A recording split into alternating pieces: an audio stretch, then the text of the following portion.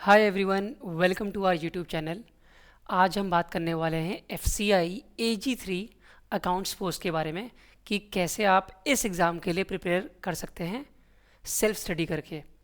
इसके पैटर्न के बारे में समझेंगे, इसके प्रीवियस वैकेंसीज़ के बारे में समझेंगे और नोटिफिकेशन कब आने वाली है आगे, जो इस साल की आने वाली है वो कब तक आने की चांसेस हैं, इसके बारे में भी हम बात करेंगे। ठीक है, तो ये जो भी कॉमर्स बैकग्राउंड के स्टूडेंट हैं उनके लिए एक बहुत अच्छी अपॉर्चुनिटी है एफसीआई AG3 अकाउंट्स पोस्ट के लिए।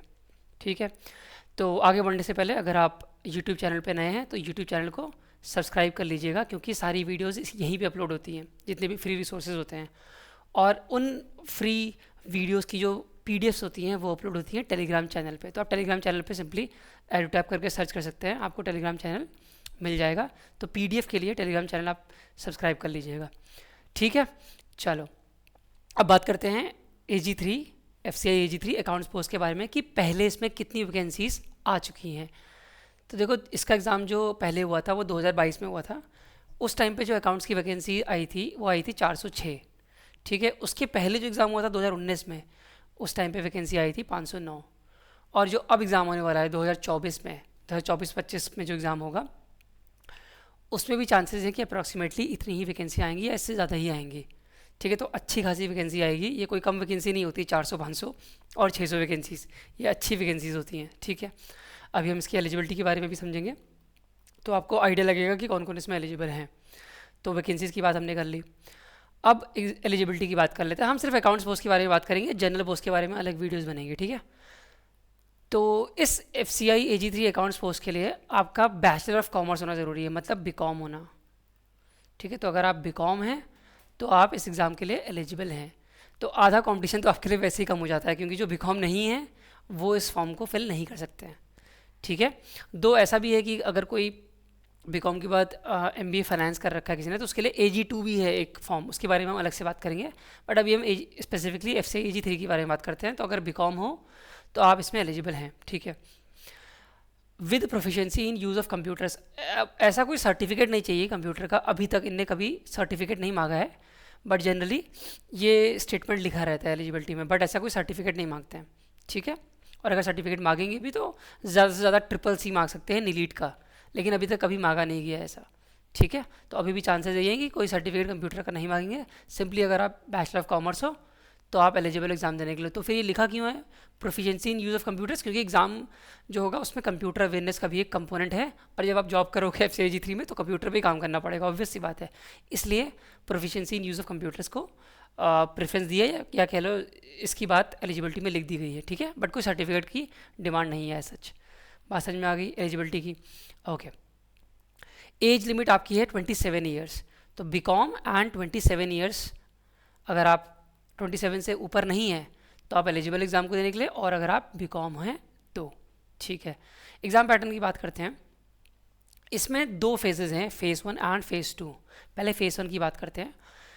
फेज़ 1 में आपका इंग्लिश लैंग्वेज आएगा, जो हर एग्ज़ाम में मोस्टली आता ही है, चाहे वो RBI हो, SBI हो, नॉर्मल बैंक एग्ज़ाम हो, SSC हो, CAT हो, कोई भी एग्ज़ाम आप ले लो, SEBI हो। ठीक है, कोई भी अकाउंटेंट का एग्ज़ाम, कोई भी नॉर्मल एग्ज़ाम ले लोगे आप, उसमें आता ही है। बट हाँ, अकाउंटेंट पोस्ट के जो एग्ज़ाम होते हैं उसमें कुछ कुछ एग्ज़ाम ऐसे भी होते हैं जिसमें नहीं आता है, बट कुछ अकाउंटेंट की पोस्ट में भी आता है। जैसे इस एग्ज़ाम में अकाउंट्स पोस्ट के लिए इंग्लिश लैंग्वेज आया है, normal reasoning language, reasoning ability, numerical aptitude और करंट, ये जनरल स्टडीज़ का पार्ट भी है। ठीक है, तो ये चीज़ें हैं। ये जनरल स्टडीज़ नया है इसमें, नया इन द सेंस कि ये बाकी बैंकिंग एग्जाम में नहीं पूछा जाता है। जनरल स्टडीज़, जनरल अवेयरनेस आती है, current affair, but general studies generally accountant के एग्जाम में नहीं आता है, बट इसमें आएगा। ठीक है, मैं आपको बताऊंगा कैसे प्रिपेयर करना है, डोंट वरी अबाउट दैट। तो इसमें इंग्लिश लैंग्वेज जो है, नंबर ऑफ क्वेश्चन होंगे 25 और मैक्सिमम मार्क्स हैं 25 और ड्यूरेशन है 15 मिनट्स। तो सेक्शनल टाइमिंग भी दे रखी है, 25 क्वेश्चन है, 25 नंबर के हैं और 15 मिनट मिलेंगे, और इजी क्वेश्चंस होते हैं। फेज़ 1 है ये, और ये सिर्फ क्वालिफाइंग नेचर का है, इसके मार्क्स आपके फाइनल मेरिट लिस्ट में नहीं जुड़ेंगे। मतलब इसमें आप अगर फुल मार्क्स भी ले आओगे तब भी कोई फ़र्क नहीं पड़ेगा, क्योंकि इसमें खाली क्वालिफाइंग मार्क्स हैं। अगर आपने कट ऑफ क्लियर कर ली तो आप आगे स्टेज में चले जाओगे, इससे मैटर नहीं करेगा आप कितने ज़्यादा मार्क्स ला रहे हो इसमें। ठीक है, और कट ऑफ डिसाइड कैसे होती है? नंबर ऑफ वैकेंसीज पर डिसाइड होती है, कितने लोगों ने फॉर्म भरा है और कितनी नंबर ऑफ वैकेंसीज हैं, उसके बेसिस पे डिसाइड होता है। और रीजनिंग आएगा, न्यूमेरिकल एबिलिटी में भी सेम चीज़ है, 25 क्वेश्चन, 25 मार्क्स और 15 मिनट, सेम चीज़ न्यूमेरिकल एप्टीट्यूड के लिए भी है। अब जनरल स्टडीज़ में क्या क्या है देखो, history, geography, economics, general science, total होंगे 20 क्वेश्चन इसके जनरल स्टडीज़ के, जिसमें सारी चीज़ें आ गई, इकोनॉमिक्स, हिस्ट्री, ज्योग्राफी और साइंस। और जो उसका लेवल है वो क्लास 8th लेवल तक होगा, ठीक है। तो क्लास 8th या क्लास 10th लेवल मान लो, 10th लेवल तक आप पढ़ लोगे तो फेज़ 2 में भी काम आ जाएगा, क्योंकि यही पैटर्न फेज़ 2 में भी है पेपर 1 के लिए, ठीक है। और करंट अफेयर आएंगे 5 क्वेश्चन। तो टोटल क्वेश्चन कितने हो गए 25 अगेन, और 25 मार्क्स भी हो गए, 15 मिनट्स मिलेंगे आपको। तो टोटल आपके पास 1 घंटे होंगे 100 क्वेश्चन करने के लिए, और 100 नंबर के क्वेश्चन होंगे आपके। और नेगेटिव मार्किंग भी होगी, एक क्वेश्चन 1 नंबर का है, नेगेटिव मार्किंग 1/4 है, मतलब 0.25 आपका नेगेटिव मार्किंग है, ठीक है। और ये सिर्फ क्वालिफाइंग है नेचर फेज़ 1। क्वालिफाइंग का मतलब ये होता है सिंपली कि इसके मार्क्स जो भी आएंगे वो फाइनल मेरिट लिस्ट, जो आपका सिलेक्शन होगा ना, उसमें एक लिस्ट बनेगी, रैंक के हिसाब से एक लिस्ट बनेगी। तो जैसे मान लो 406 सीट है फॉर एग्जांपल, तो टॉप के जो 406 होंगे मार्क्स में, उनको सेलेक्ट कर लिया जाएगा फेज़ 2 के बाद। तो फेज़ 2 का जो एग्ज़ाम होगा उससे रैंक प्रिपेयर की जाएगी, फेज़ 1 के मार्क्स नहीं जोड़े जाएंगे, सिर्फ फेज़ 2 के जोड़े जाएंगे, ठीक है। ये है। अब फेज़ 2 की बात करते हैं, तो फेज़ 2 में 2 पेपर हैं, एक पेपर 1 और एक है पेपर 2। पेपर 1 बिल्कुल सेम है जैसा हमने फेज़ 1 में देखा था। क्या है पेपर में? इंग्लिश लैंग्वेज है, अगेन 25 क्वेश्चन है, 25 मार्क्स के हैं, लेकिन देखो ड्यूरेशन बढ़ा दिया गया है, 20 मिनट्स कर दिया। क्यों किया 20 मिनट्स? क्योंकि इसमें स्लाइटली लेवल थोड़ा सा हाई होगा एज़ कम्पेयर टू फेज़ 1। तो जो फेज़ 1 का लेवल था उससे थोड़ा सा बढ़ जाएगा लेवल इसमें, ठीक है। इसी तरह से रीजनिंग एबिलिटी है, 25 question, 25 question, 25 marks and again 25 minutes. Same for numerical aptitude. And इसमें जो जनरल स्टडीज़ है आपकी, इसमें नंबर ऑफ क्वेश्चंस बढ़ गए हैं। अब इसमें जनरल स्टडीज़ में क्या रखा है, हिस्ट्री, ज्योग्राफी और इकोनॉमिक्स को रखा है सिर्फ, मतलब साइंस को अलग से कर दिया है फेज़ 2 के पेपर 1 में। साइंस के अलग से 10 क्वेश्चन आएंगे, और जनरल स्टडीज़ जिसमें हिस्ट्री, ज्योग्राफी और इकोनॉमिक्स है उसके 25 क्वेश्चन आएंगे, और करंट अफेयर के 5 क्वेश्चन आएंगे, और कंप्यूटर अवेयरनेस भी ऐड कर दिया गया है फेज़ 2 के पेपर 1 में। तो अब टोटल क्वेश्चन हो गए 45। तो आपको कंप्यूटर भी पढ़नी पड़ेगी, बाकी सब चीज़ें तो सेम है जो आपने फेज़ 1 में पढ़ा था, सेम चीज़ है, खाली कंप्यूटर अलग से है। तभी मैंने आपको बोला था कि फेज़ 1 में ही आप 10th लेवल तक पढ़ लेना general studies including the general science, ठीक है। तो आपकी फेज़ 2 पेपर 1 की तैयारी भी ऑटोमेटिक हो जाएगी। तो 45 क्वेश्चन है, अगेन 45 मार्क्स का है, एंड 30 मिनट्स मिलेंगे इसमें, ठीक है, आधा घंटा। टोटल आपके पास 90 मिनट्स होंगे, 90 मिनट्स हैं, और आपको 120 क्वेश्चन अटेम्प्ट करने हैं। तो आपको स्पीड अच्छी खासी रखनी पड़ेगी, ठीक है। 90 मिनट्स में 120 क्वेश्चन करने हैं, तो स्पीड अच्छी खासी होनी चाहिए। और आपके 120 मार्क्स है, अगेन इसमें भी नेगेटिव मार्किंग होगी 1/4 की, ठीक है। ये आपका पैटर्न है फेज़ 2 के पेपर 1 का। अब आते हैं पेपर 2 में, जो अकाउंट्स स्पेसिफिक सब्जेक्ट्स हैं। इसमें अगेन आपको 1 घंटा मिलेगा, 1 आवर। तो पेपर 1 आपका कितने का था, 120 मार्क्स का था, याद है, हमने यहाँ देखा था ना 120 मार्क्स का, देखो यहाँ पे, ठीक है। तो 120 मार्क्स का आपका पेपर 1 था, और पेपर 2 भी आपका 120 मार्क्स का ही है, मतलब एक क्वेश्चन 2 नंबर का होगा। 60 मिनट्स हैं और 60 क्वेश्चन करने हैं, 60 क्वेश्चन करने हैं। 1 क्वेश्चन विल कैरी 2 मार्क, ठीक है। तो एक क्वेश्चन कितने का है, 2 नंबर का है। तो आपके टोटल मार्क्स हो गए 120 का ये, 120 का पेपर 1, तो टोटल हो जाएंगे 240 मार्क्स से मेरिट लिस्ट बनेगी आपकी। 240 में से जितने मार्क्स लाओगे उस हिसाब से रैंक डिसाइड होगी, और टॉप कैंडिडेट्स को सेलेक्ट कर लिया जाएगा, जितनी भी वैकेंसी है उसके हिसाब से। तो इसमें सब्जेक्ट्स जो हैं वो क्या है, कॉमर्स के क्वेश्चन पूछे जाएंगे, जैसे कि अकाउंटिंग और फाइनेंस के जो सब्जेक्ट होते हैं कॉमर्स में। अभी कॉमर्स में क्या क्या है हम अभी देखेंगे आगे, डोंट वरी। और नेगेटिव मार्किंग अगेन होगी, ठीक है, पूरे फेज़ 2 में, चाहे वो पेपर 1 हो चाहे वो पेपर 2 हो। अब सिलेबस की बात कर लेते हैं दोनों की, चाहे वो फेज़ 1 हो चाहे वो फेज़ 2 है, जितने भी कंपोनेंट है हमारे पास, सबके सिलेबस की बात कर लेते हैं।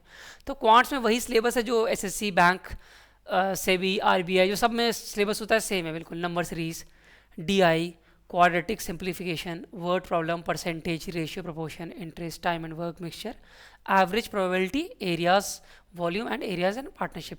रीजनिंग में भी सेम सिलेबस है, एनालिटिकल रीजनिंग है, input output, direction, syllogism, inequality, puzzles, blood relation, ranking order, coding decoding, alpha numeric series and your seating arrangement, ठीक है। तो पजल्स वगैरह आपको दिखेंगे एग्जाम में। इंग्लिश में भी सेम सिलेबस है, तो ये सिलेबस सेम है जो एसएससी, बैंकिंग से भी रेगुलेटरी बॉडीज़ वगैरह में आती हैं, सेम है सिलेबस। इंग्लिश में रीडिंग कॉम्प्रिहेंशन, एंटोनिम, सिनोनिम। अगर आप जैसे सीडीएस वगैरह, एनडीए वगैरह की प्रिपरेशन करते हैं तो उसमें भी यही सिलेबस होता है लगभग। Rearrangement, antonym, synonyms, cloze test, error detection, sentence improvement. तो ये आपका सिलेबस हो गया इंग्लिश का। अब बात करते हैं जनरल स्टडीज़ की तो हिस्ट्री ज्योग्राफी इकोनॉमिक्स में आपको पता है जो आपके 8th क्लास तक है सिलेबस वही सिलेबस होगा इसमें पूरा, और जनरल साइंस में भी वही 8th क्लास तक। लेकिन आप फेज़ 1 में ही 10th क्लास तक पढ़ सकते हो क्योंकि फेज़ 2 में तो 10th क्लास तक आने वाला है। करंट अफेयर का सिलेबस तो कुछ होता नहीं, आपको पता है जो भी 6 महीने का जनरल अवेयरनेस के फैक्ट्स वगैरह हैं वो आपको पढ़ने पड़ेंगे, तो वो आपका करंट अफेयर कवर हो जाएगा। और करंट अफेयर का वेटेज बहुत कम है तो बहुत ज़्यादा इस पर टाइम नहीं लगाना है, ठीक है, ये ध्यान रखना है। बाकी जनरल स्टडीज़ है 25 क्वेश्चंस, हिस्ट्री ज्योग्राफी इकोनॉमिक्स, और जनरल साइंस आपके अगेन 10th लेवल तक 10 question, current affair again 5 question, computer awareness भी 5 क्वेश्चन। हाँ, ऐसा हो सकता है कि करंट अफेयर जो एक्चुअली क्या होता है ना, जो रिसेंट इवेंट होते हैं उससे रिलेटेड जो स्टैटिक चीज़ें होती हैं हिस्ट्री ज्योग्राफी की वो भी पूछ ली जाती हैं, तो इस वे में करंट अफेयर भी इंपॉर्टेंट हो जाता है। तो करंट अफेयर ऐसे पढ़ना है कि करंट अफेयर तो पढ़ना ही पढ़ना है, लेकिन उससे रिलेटेड जैसे मान लो कूनू नेशनल पार्क में कुछ हुआ, कोई टाइगर वगैरह लाए गए, तो कूनू नेशनल पार्क का जो स्टैटिक पोर्शन है वो भी इंपॉर्टेंट है ज्योग्राफी के पॉइंट ऑफ व्यू से। तो इस तरह से क्वेश्चंस बन सकते हैं, तो करंट अफेयर इस सेंस में इंपॉर्टेंट बन जाता है, ठीक है। तो ये आपका पेपर 2 का फेज 1 का हमने डिस्कस कर लिया कि क्या है इसका सिलेबस, जो 10th तक है वही सिलेबस है इसका और कुछ नहीं, ठीक है। अब बात करते हैं पेपर 2 के सिलेबस की डिटेल में। तो इसमें पहला सब्जेक्ट है आपका अकाउंटिंग। क्या है इसका, आपको पढ़नी पड़ेगी अकाउंटिंग, ठीक है, including preparation of books of accounts. इसके डिटेल सिलेबस के बारे में हम बात करेंगे, एक अलग से मैं वीडियो लाऊंगा जिसमें आपको मैं बुक्स सोर्सेज वगैरह बताऊंगा और डिटेल डिकोडेड सिलेबस पूरा बताऊंगा, ठीक है। टैक्सेशन में आपका income tax and goods and service tax taxation है, पहला अकाउंटिंग हो गया, दूसरा टैक्सेशन हो गया, तीसरा ऑडिटिंग हो गया, ऑडिटिंग भी सब्जेक्ट है। ऑडिटिंग कॉन्सेप्ट जो मेथड्स होते हैं वो internal and external audit of companies, ठीक है, ये सब है, ऑडिटिंग सब्जेक्ट है बेसिकली। कमर्शियल लॉ, लॉ में आपका बेसिक ऑफ कॉन्ट्रैक्ट एक्ट भी है, बेसिक ऑफ कंपनी एक्ट है, basic of sales of good है एंड नेगोशिएबल इंस्ट्रूमेंट एक्ट है, ठीक है। तो कमर्शियल लॉ हो गया चौथा सब्जेक्ट। फिफ्थ आपका कंप्यूटर जो आप पहले ही पढ़ चुके हो ऑलरेडी, कहाँ पे पेपर 1 में ही पढ़ चुके हो आप, पेपर 2 में, सॉरी पेपर 2 में कंप्यूटर अवेयरनेस था ना, देखो पेपर 2 नहीं, फेज 2 के पेपर 1 में था। पेपर 2 तो हम देख रहे हैं, पेपर 2 में भी है, बट आप पेपर 1 के लिए पढ़ोगे तो ऑब्वियसली पेपर 2 के लिए ऑटोमेटिक कवर हो जाएगा। ऑपरेटिंग सिस्टम है, browsers, emails, memory, portable charts, office में आपका Word, PowerPoint, Excel, networks, basically जो CCC है। आप अगर नीलीट सर्च करोगे ना गूगल पे, नीलीट की वेबसाइट है, गवर्नमेंट ऑफ इंडिया की वेबसाइट है, CCC का कोर्स होता है, चाहो तो आप वो कर सकते हो, तो उसका भी कंटेंट आपके लिए यूज़फुल हो सकता है इसके लिए, ठीक है। तो CCC का वैसे भी अकाउंटेंट, जैसे यूपी में भी अगर अकाउंटेंट के एग्ज़ाम होते हैं तो उसमें CCC मांग लेते हैं, तो आप CCC चाहो तो कर लेना, बहुत सिंपल सा एग्ज़ाम होता है, 3 महीने में आप पढ़ के एग्ज़ाम, 3 महीने मतलब उसमें रिक्वायरमेंट है, आप तो 1 महीने में पास कर लोगे, इतना ईजी एग्ज़ाम होता है, ठीक है। तो ये आप कर सकते हो, जब तक ये फॉर्म नहीं आ रहा है तब तक आप इसको अप्लाई करके इसका फॉर्म आप भर सकते हो, ठीक है, CCC का। तो ये सिलेबस है कंप्यूटर का, ठीक है। आगे बढ़ते हैं। अब आप एडोटैप आपकी कैसे हेल्प कर सकता है अभी इनिशियल डेज़ में, ये हमारी यूट्यूब सीरीज़ है, free YouTube series already start हो चुकी है, तो आप यूट्यूब पे चेक कर सकते हो कि मंडे को 2 बजे जनरल स्टडीज़ की क्लास आपकी होगी, जिसमें आपकी जनरल स्टडीज़ के लेक्चर्स कवर हो जाएंगे, सब्जेक्ट्स कवर हो जाएंगे। ट्यूसडे को भी और वेंसडे को भी 2 बजे क्लास होती है जनरल स्टडीज़ की, ठीक है। थर्सडे को अकाउंट्स पोस्ट के लिए नहीं है क्लास, ये है टेक्निकल वालों के लिए, तो आपके मतलब का नहीं है ये अकाउंट्स पोस्ट के लिए। फ्राइडे को अकाउंट्स स्पेसिफिक सब्जेक्ट जो हैं वो हम देखते हैं 2 बजे MCQ के फॉर्म में, और उनके अंडरलाइन कॉन्सेप्ट भी, जैसे अकाउंटिंग हो गया, फाइनेंस हो गया, ऑडिटिंग, टैक्सेशन, लॉ, जो भी आपके कोर्स में है एक एक करके सब देखेंगे। तो 2 बजे फ्राइडे को क्लास होती है, मतलब रिकॉर्डेड क्लास आपको मिल जाएगी यूट्यूब पे 2 बजे हर फ्राइडे को, तो ये आपको देखना है और प्रैक्टिस करनी है। चैप्टर वाइज में MCQ मैं आपको दे दूंगा, ठीक है। तो ये कंटिन्यू चल रही है ऑलरेडी, तो आप इसको देख सकते हो, ठीक है। इससे आपकी प्रैक्टिस हो जाएगी, वार्म अप हो जाओगे आप, और रिवीजन भी होता रहेगा, और आप इवेल्यूएट कर लोगे अपने आप को कि आपकी प्रिपरेशन का लेवल क्या है, ठीक है, बात समझ में आती है। तो इस तरह से एडोटैप आपकी हेल्प कर देगा इसकी FCI AG3 अकाउंट्स पोस्ट की प्रिपरेशन में। तो बस आज के लिए इतना ही। अब अगली वीडियो में मैं आपको सोर्सेज बताऊंगा और डिकोडेड सिलेबस, मतलब डिटेल्ड सिलेबस के बारे में डिस्कस कर लेंगे। तो मेरे को कमेंट सेक्शन में बताना कि आपको ये चाहिए कि नहीं चाहिए, कि जो डिटेल्स अभी जो आपने सिलेबस देखा वो कंप्रेस फॉर्म में था जो नोटिफिकेशन में है, बट एक्चुअल में जो टॉपिक्स हैं क्या आपको वो चाहिए कि नहीं चाहिए, अकाउंट्स पोस्ट के लिए, अकाउंट स्पेसिफिक सब्जेक्ट के लिए मेरे को बता देना, और सोर्सेज भी कि आपको चाहिए कि नहीं चाहिए, तो मैं अगली वीडियोस की बना दूंगा, ठीक है। चलो फिर मिलते हैं अब नेक्स्ट वीडियो में। मुझे कमेंट सेक्शन में बता देना वीडियो कैसी लगी और क्या क्या आपकी रिक्वायरमेंट है, कुछ क्वेश्चन है तो मुझसे पूछ लेना, और नेक्स्ट वीडियो में आप चाहते हो कि नहीं चाहते हो कि ये चीज़, क्या चीज़ आपको चाहिए कि मैं आपकी क्या हेल्प कर सकता हूँ, या फिर एडोटैप आपकी क्या हेल्प कर सकता है, सोर्सेज से लेके या फिर डिटेल सिलेबस से लेके, जो भी आपको हेल्प चाहिए आप बता देना, हम आपकी हेल्प करेंगे। ठीक है, चलो मिलते हैं नेक्स्ट वीडियो में, तब तक के लिए tata bye bye, thank you everyone.